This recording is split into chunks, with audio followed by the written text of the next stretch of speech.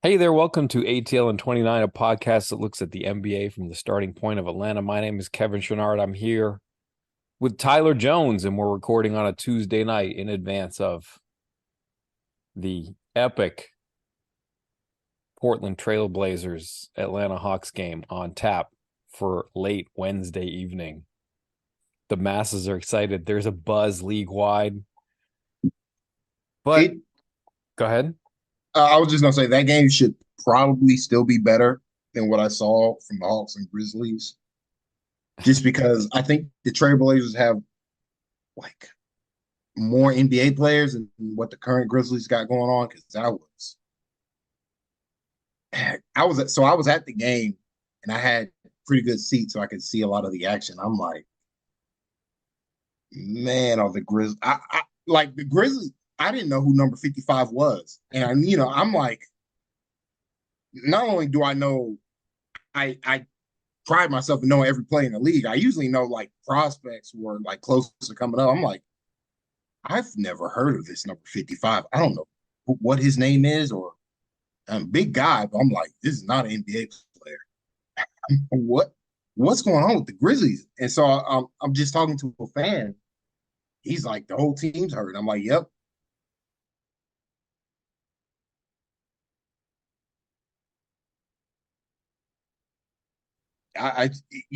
They had like four bench players and like eight guys in suits and like streetwear. I'm like, man, it's been a tough season for them. So if you're a Hawks fan, you're like, oh, the injury's been bad. It can get worse. And the Grizzlies have definitely been worse.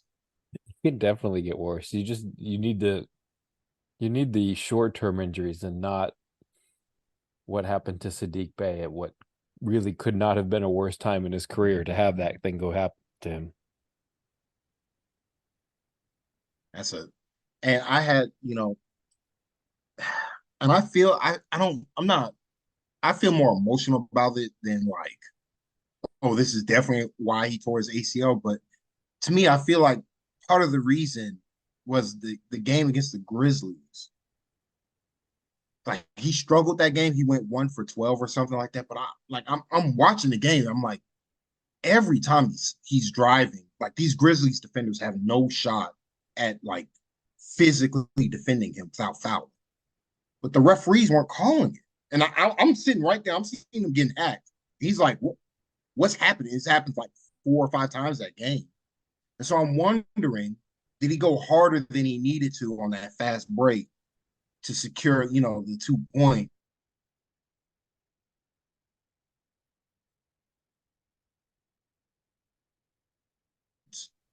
Against I don't know, it was a fluky thing. Like I think he might have just tripped and then his ACL gave out. So that's what really sucks. It's not like it's just a random thing that can happen in a basketball game. So I mean, it's tough for him. The positive is that as a basketball player, he's gotten a lot better.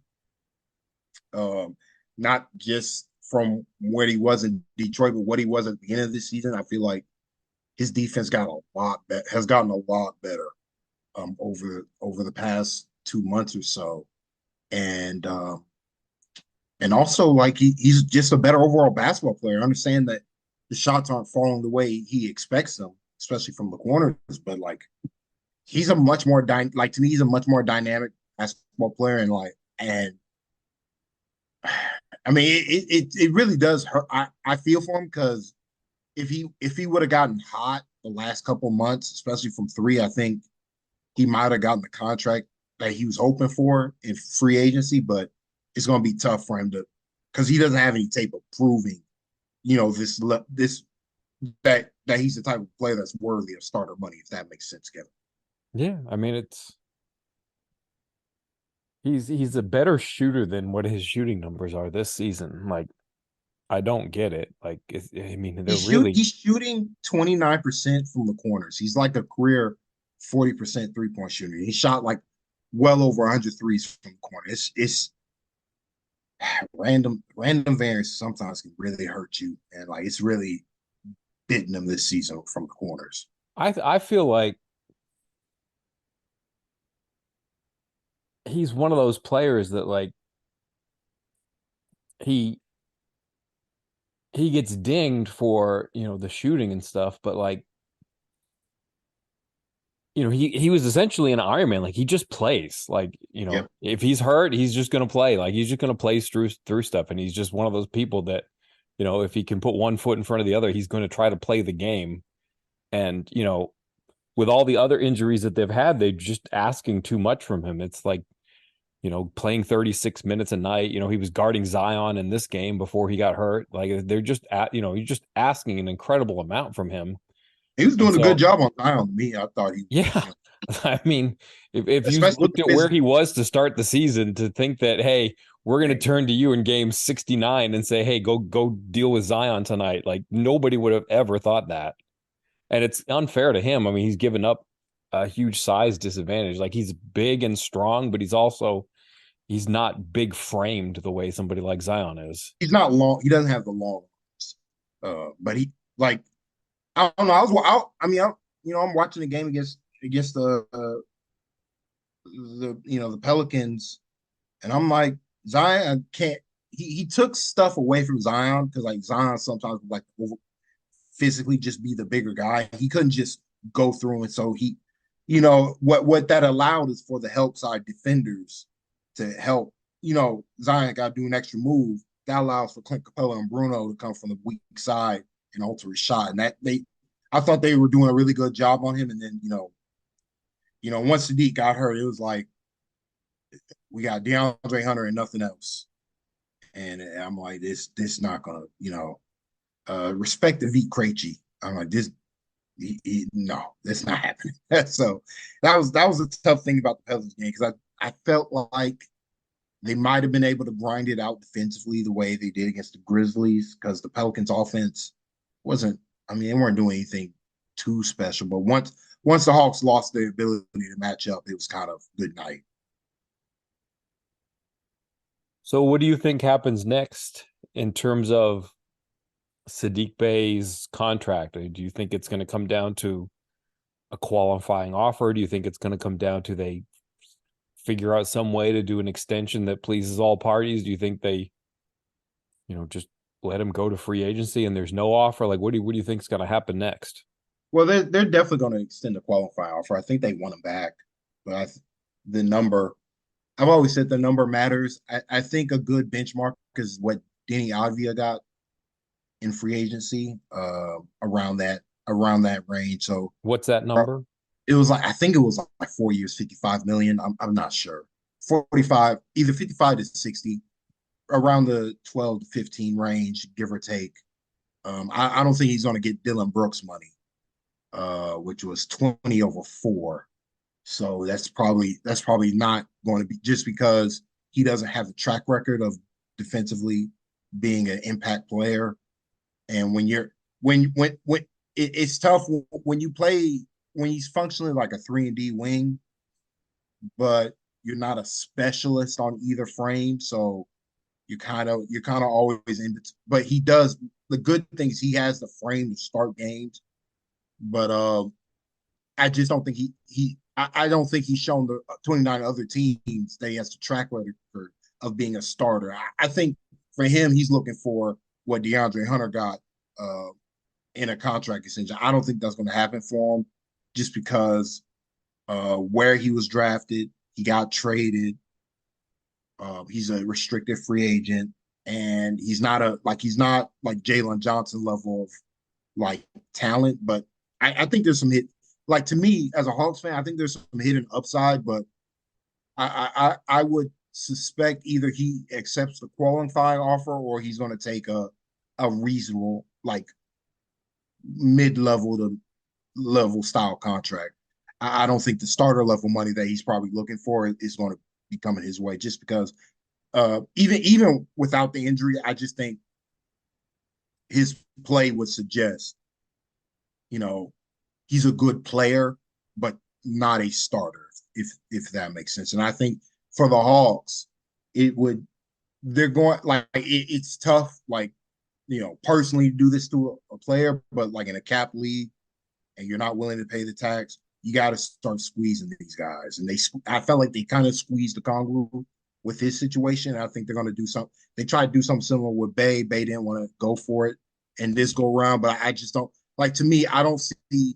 the biggest issue Bay has is he's very clearly a good basketball player that can help a good team win, but the bad teams that have the cap space aren't going to spend it on a Sadiq Bay. If that makes No, it makes perfect sense. Yeah. like he's not like I could see bad teams when John Collins was heading to restricted free agency in a similar situation.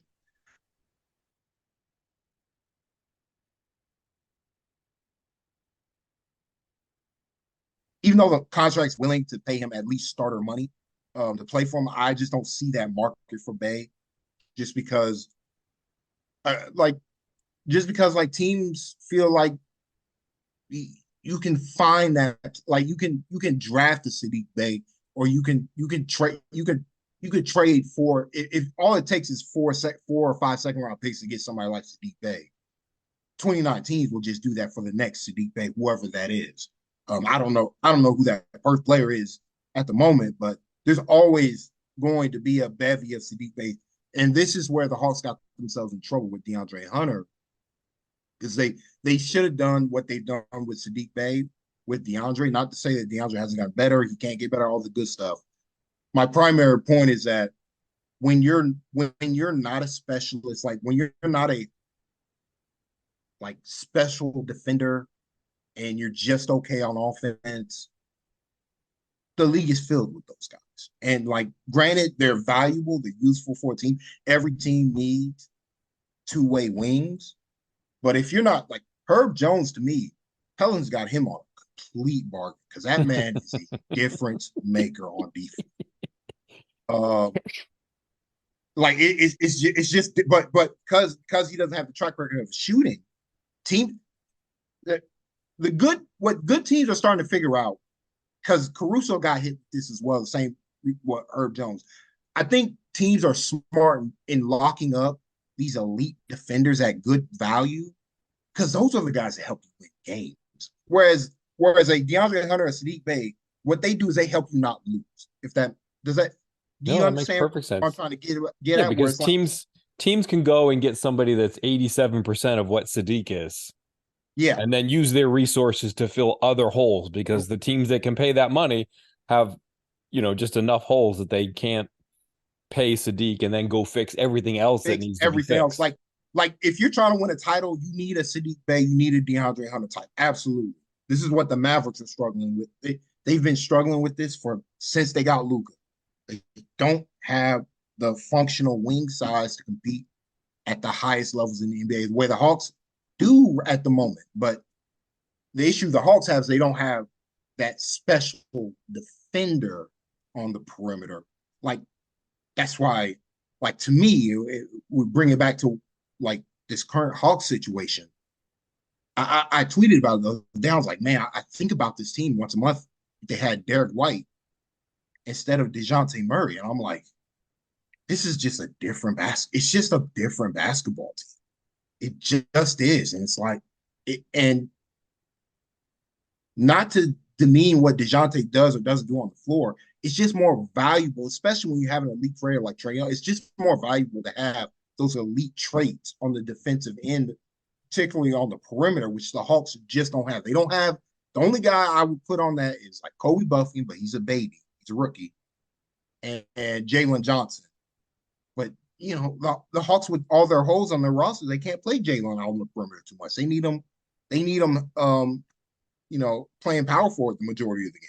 So And a lot of his defense is potential. Like, you watch these true. actual games and it's like, oh, he missed that. Oh, he should, like there's just, there'll Agreed. be 10-minute Agreed. stints where it's like, wow, but then there'll be another 10 minutes where you're just wanting because you see that he overplayed this, he underplayed this, he missed this rotation. Like, it's still not quite actualized yet.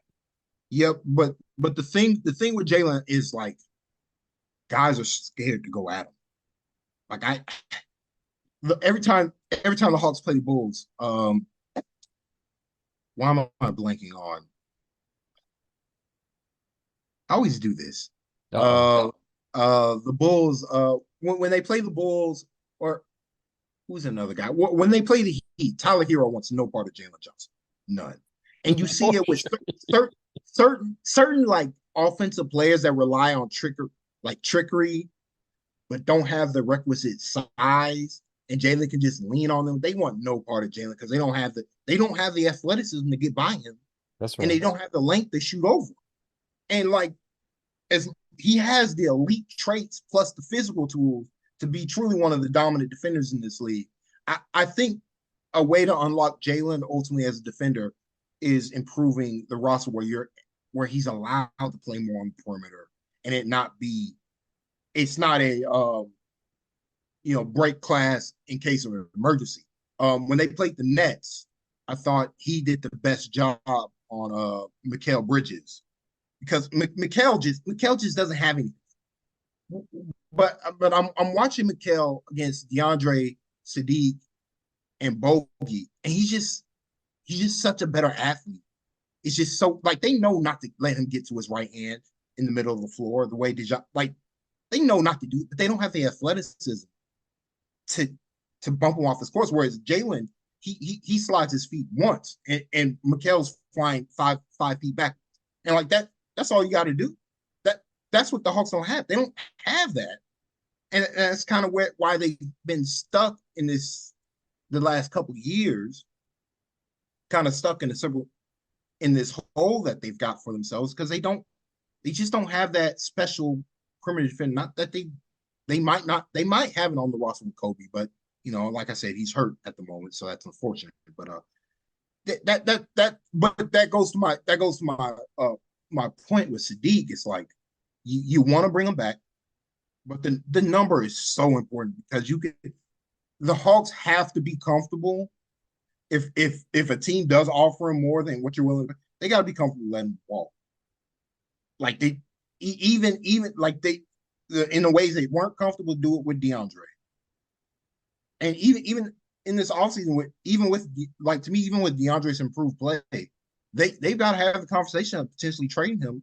Not that he's not good or bad, but it's just if you're always playing these tax games, then you have to prioritize the players that help you win games more than the guys that help you not lose games.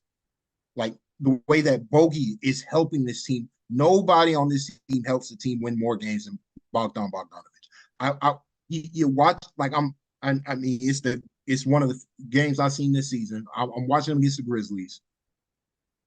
They're flying out to him. They rushing out to him. He's in the pinnacle moments. I want him with the ball in his hands because I trust him more than I trust DeJounte. Like just flat out, just running the offense of what needs to happen to get the optimal shot attempt for the team to win the game. Like what's going to get me more points per possession. Like that's the biggest issue. I feel like I'm rambling. I'm going through all these No, you're different good. topics. Like I'm trying to connect it everything. I'm like the biggest issue with DeJounte is he's an elite ISO player, but they don't lead to free throws. They don't lead to 3-pointers. They just lead to the long mid rangers. And it doesn't matter how good of a shooter you are at that.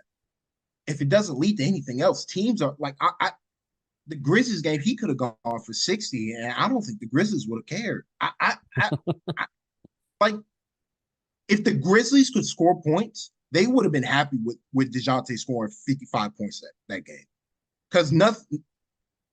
All it led to was just like pull up jumpers or it didn't lead. I'm like, man, he is destroying the Grizzlies, and the Grizzlies are okay with it.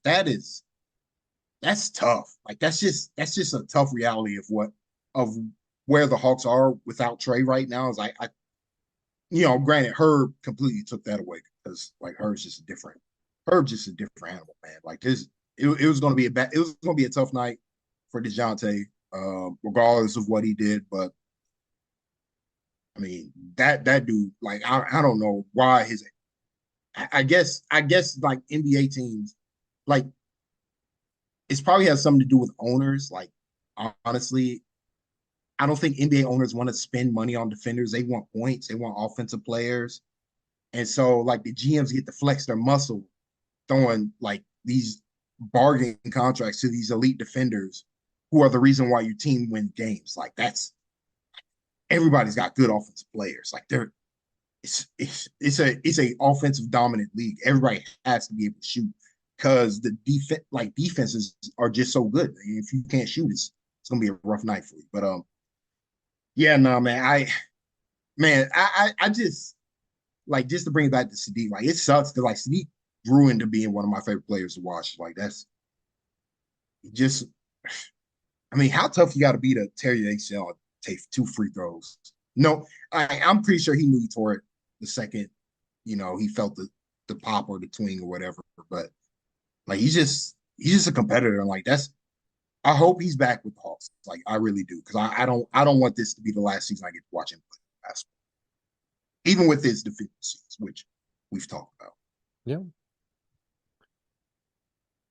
The spate of injuries has changed the roles for a lot of players. So DeJounte is 1A and Bruno's in the rotation and Veet is starting. Um, what have you seen Veet from looks some of good out these there. players that have had these elevated roles?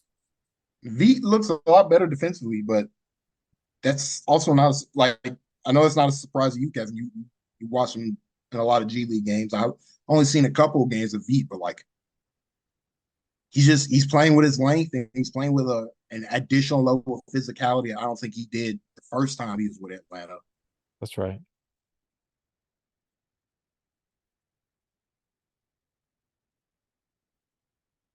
Um, I like how he gets to the paint, draws the help, and kicks it out. Like they need more. Like this team more than ever desperately needs that element from Veet.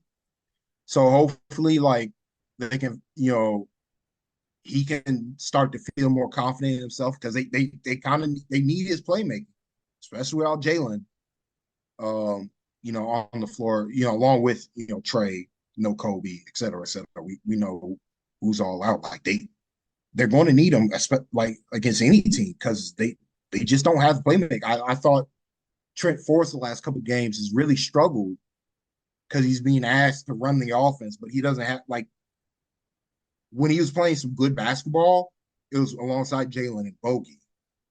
But now that Quinn's got to stretch Bogey out for long minutes because he needs Bogey for every single second that DeJounte's not on the floor. It's harder to pair those two up full time. Like Bogey's got to take a break sometime, and so like I think DeJounte's struggling without like another playmaker to help keep the grease going, keep the offense flowing. So I think that's the biggest issue the Hawks have had currently is like the stalling of the offense. It gets stuck in the big man's hands or it gets stuck in DeJounte's hands just because like he's having a hard time, getting 2 feet into the paint. But I mean, I've been impressed with overall, like, for what they are. Veet's been pretty solid, and so is Trent Forrest. But Bruno, um, I mean, I said this. I feel like I said this last year.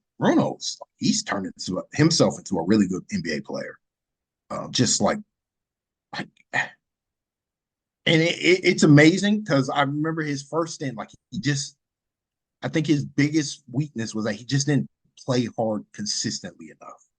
If that makes sense. Now, I, I mean, he still got some stuff he needs to clean up on, but like that man throws his weight around. Like that's what I like. I'm old school, man.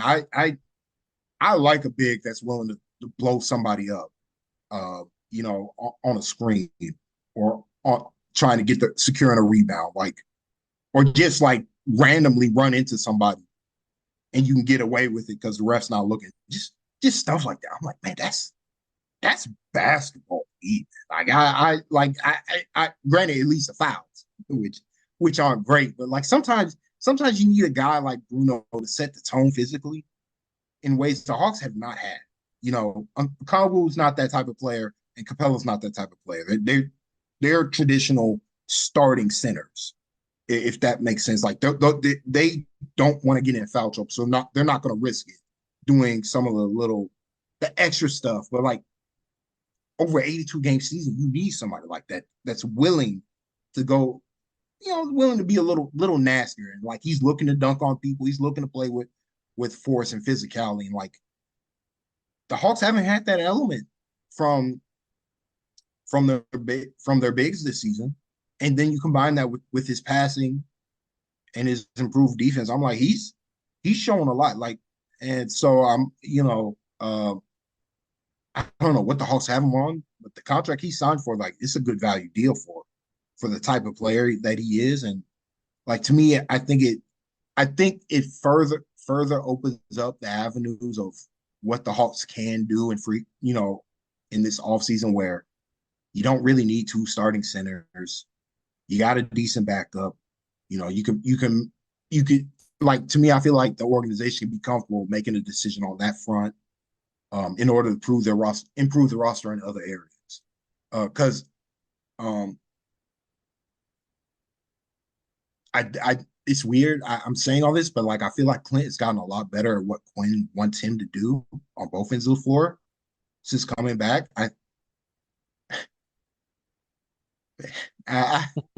watching the Grizzlies game that first quarter, I'm like, man, Clint is an elite pace setter. He like me for real in the gym, where it's like it's the first rep. I'm going 60% light. I don't want to hurt myself. And that's what Clint be doing out there. I'm like, bro, can you pick it up, please? Because Jared Jackson is not this good, man. I'm sorry. Like, let's go. And he ultimately did, and I was just laughing. But like he's moved. Clint's moving a lot better, and he's doing the DHO stuff a lot better. It's unfortunate that Trey's not there with him to Right. really take advantage of this level of playmaking that he's doing. It's not elite, but like it's a lot compared to what I saw at the beginning of the season. He's gotten a lot better. Like it, it it's annoying how much better this team has gotten over the course of the season. But it does like they're playing it just took time for this team. It's just unfortunate that they've all gotten better, but they don't have the health looking. Like I feel like if they were healthy, they'd be going on a real run. Not to say that they haven't, like they've only lost they've been 5-3, I guess, since Trey got hurt. Something like that. Yeah, 5-3. It's 5-3 because they only lost the two next games, which I still don't understand. But they lost those, and then the Pelicans game was the third loss. So, Right. um, yeah, I mean, if they were just healthy, I'd be like, oh, this team's making a push for like maybe a top 8 seed or something, like maybe they can get the 7th seed or something, get a good standing in the plan. But the injuries have hurt them, and it's not. I mean, you can't, even with the roster issues, tax issues, the ownership issues, all this good stuff. Like, you can't account for injuries. Like you really can't. Like they just I feel like you can for just for one aspect. Like go I ahead, am go ahead. tired of seeing Bogdanovich play 34, 35 minutes a game. It's just too much. He does not need to play 33, 34, 35, 36 minutes a game. He needs to play 31, 29. I think he's playing too much. Like I get that they're just better with him, but like There's so how much much of a better. difference is 6 minutes a game over the last 15 games of a season gonna matter for your long-term future? Like just figure out something else to do for those 6 minutes a See, game. I mean, Kevin, these guys are competitors, man, and like you can tell Bogey, hey, you're playing 31 because we got DeJounte, we got Sadiq, we got DeAndre, we got Jalen. You can tell Bogey, and Bogey was like, all right, sure. Quinn's well respected in the league, but like Bogey wants to win, man. And he's like, I understand. I gotta sit to watch. But No do we disrespect. remember what he's looked like for the I past two know. seasons before this one? It's, Like he's healthy now. Like it's easy to forget what he looked like last year. I don't know. until Quinn got here and was like, you're on a minutes limit. And DeAndre, I mean DeAndre the same boat, like honestly, because I don't know. I saw him messing with his knee. I can't remember the game. There was a game where he had like a knee to knee collision, and I It, think it, he it was was it was fiddling against with his Cavs. knee. No, it was against the Cavs, and he was just flexing like because he had a great like first half. Then like after like something happened, he just started flexing his knee. I'm like, oh, that don't look good. He hasn't been. I mean, granted, I don't think that's why he's been struggling, but like DeAndre's pushing it up with the minutes. He played like 36 last game. I do think Quinn needs to be smarter about giving up on games. He could have gave up on the Pelicans game in the fourth quarter. Like he went the full game, didn't sub any of the guys out because he's trying. He's a competitor, but I'm like, man, you're not coming back against this Pelicans No. offense, especially without Sadiq. Like you don't have enough bodies. Like I'm like, you literally don't have the bodies. Like I do think that that's a game where Quinn's just got to be, he's got to be willing to be like, all right, this is just a loss. And so hopefully for the rest of the season, if there are similar games where you're down 15 with 5 minutes left to go, hold on. I'm like, hey, because you're probably going to be the 10th seed. That's the reality of the season. So it's unfortunate. Man, it just I don't know. As a fan, I'll just say like it sucks to watch. Um, it just sucks to watch the Hawks right now because I see the like I can I watch them. I watch the G League team. I'm like I see the vision. I can see how this team can work. But if they're not healthy, like and you don't have the bodies, like they don't have the forwards, they don't have like they don't have the guards either at this point. It's really just DeJounte and Trent Forrest without Kobe Yeah. being healthy, and so it's just like what am I looking forward to? Like, I mean, is DeAndre's renaissance going to continue? We'll see. Um, I still can't believe he don't like what some of the stuff he's doing physically. Like he's looking to dunk the ball. He caught a couple lobs. Like who is this guy? I don't know. I don't know what's going on with him, but hopefully he can continue doing that. Um, I thought the matchup was bad without Trey in particular because he's just better against smaller defenders, and the Pelicans got like they unlike the Hawks, they got forwards for days. So That's it. Yeah. I you talked about before, you were talking about Dallas needing like to have size on the wing, and it's like, Najee Marshall's just kind of a hidden gem because he's playing behind so many guys. It's like he could have a much more prominent role on a team that needs him more than the Pelicans need him. Like he can just do a teams lot of aren't things at his size. Like there just aren't that many players in the NBA that have his size that can do that many things. Like he can shoot a little bit, he can pass a little bit. He's a decent defender. Like there's just what's that? teams aren't aggressive enough with filling holes on the roster. Like Dennis Smith is making the minimum. The Hawks have had like I get it didn't Yeah. work with Aaron Holiday last year, but that doesn't mean you don't try again. Dennis Smith would have been a boom for this Hawks Right. team. I mean, and there are other guys like that who are just around the league who they may not be starters, but like a Najee Marshall, every team could use. And that's my larger point with DeAndre Hunter, Sadiq Bey. I'm like, not just they're better than Najee Marshall, but it but more teams just kind of just need that guy. Like the ideal role is, I think he is currently in the ideal role of being like the fourth wing on a good team like that. But some teams don't have that, and it's funny. I'm like, Mavericks got no shot because they don't have that. Um, and so like it's just gonna be tough for them. Like they keep trying to they keep trying to hope like a big will magically turn into uh Rudy Gobert or something. They keep trying that without actually trying. It's a weird thing with I don't understand what that's doing. But yeah, no, I think like teams just don't. I don't, maybe they don't. They give up on certain guys and they don't look to check. Like Nikhil Alexander Walker, I think is another. Yep. Like, he turned himself into a really good defender. He got Yep. nothing this offseason. The Bulls. Why am I blanking on his name? I mean, they got Javon Carter, who the Hawks could have gotten, and they, but Io DeSumo Yep. didn't sign for nothing. He was out there. The Hawks could have signed him, be a boon for this team. He's gotten a lot better. I'm like, teams just aren't aggressive. Like the Hawks have known for 4 years what they've needed,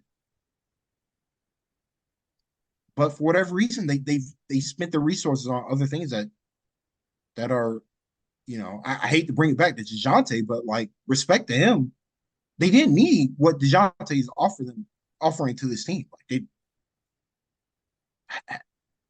Yeah. No, I mean, I kind of feel like they're gonna move on from DeJounte this offseason just partially because they need to elevate Kobe. Like they're gonna yeah, need Kobe's defense if he can stay healthy. Like I don't can he stay healthy, at his age? It's tricky when you're that young, I think, to stay healthy before you're really sort of developed and gotten stronger. But like what he does for them defensively is just something that they have to start using, and they need yeah, to thin out the guard position a little bit so they can use it. do that, and also they can close with both. Like Yeah. so, and then close with Bogey instead of DeJounte to close games. Like he's just for the Hawks, he's just a better player. He's a better fit next to Trey. I don't even think that's. It's not even a point worth arguing. Like it's not about talent. Right. I mean, Bogey, for as talented as DeJounte is, Bogey's just as talented in a different way. So, um, and that just goes to the larger point of this team. Like they they got to be, we're going into next season. They've got to be smarter with building this team around Trey Young. Like they just have to. And getting the pieces to fit because Trey's good enough to lead them where they want to go to me, but not with this current iteration roster. Okay. Yeah. More forwards. Cannot live with three forwards next year. Nope, we're doing that again. All right. Well, I think we are out of time. So I guess I'll just say goodnight, Bob. Good night, Bob. Thanks, Tyler. No problem.